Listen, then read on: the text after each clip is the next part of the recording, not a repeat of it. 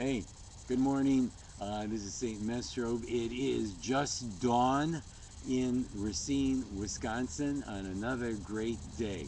And today's topic is standing in love, in God's love.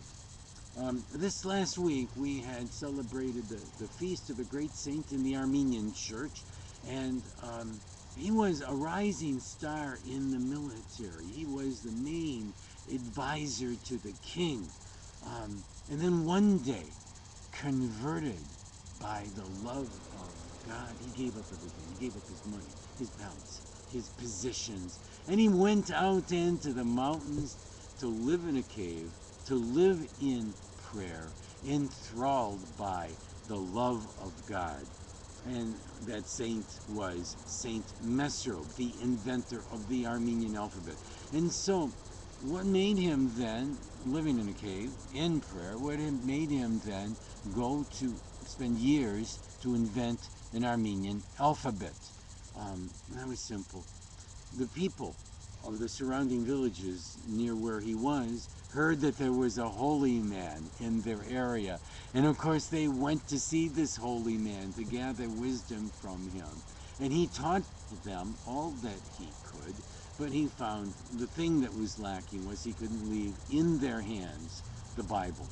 A Bible where somebody could read to them, or they could read in their own language to hear the words of God. Because all of our Bibles were in either Greek or Syriac. And the vast majority of people, the proletariat, could not understand Greek or Syriac. And so St. Mesrob went about research of years to invent the alphabet so that his people could hear the words in their own language, the words of God's love, the breath of God, the asfaz ashosh. Now, we many times talk about how St. Mesrob invented the alphabet and the purpose of it, to translate the Bible into Armenian. But we don't talk about what the catalyst of all of that was. The love. We don't talk about how much St. Mesrob loved God and wanted to serve him because of that love. So let's talk about love for a while. That is the only thing that keeps us going, folks. Why would we believe in a God and serve a God we do not love? It is that love that makes God complete and our own faith complete. That love lifts us up, gives us all we need. God is enough, for us. And in that love that he has for us, we love him back. And then, folks, quickly, what's step 2 of this formula? And you all know it if you've been watching these reflections for any amount of time. Step 2, of course, is the greatest part, the second part of Jesus Christ's greatest commandment is love others. Love others. It is only in this way we can continue to be Christians. And so I was listening to another pastor, and he was talking about the great sequoia trees.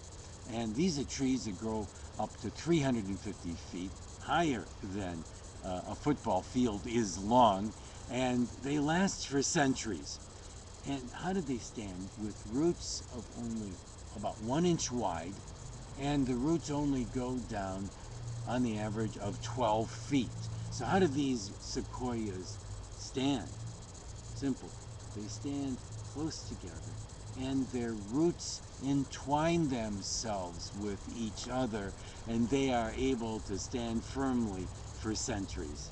And so, folks, let us stand together, firmly, strongly, rooted in the love that God has for us, and in turn, go out today and love others. Take care. We see you next week again around dawn, and I hope it's warm enough to sit outside. Take care. Bye-bye.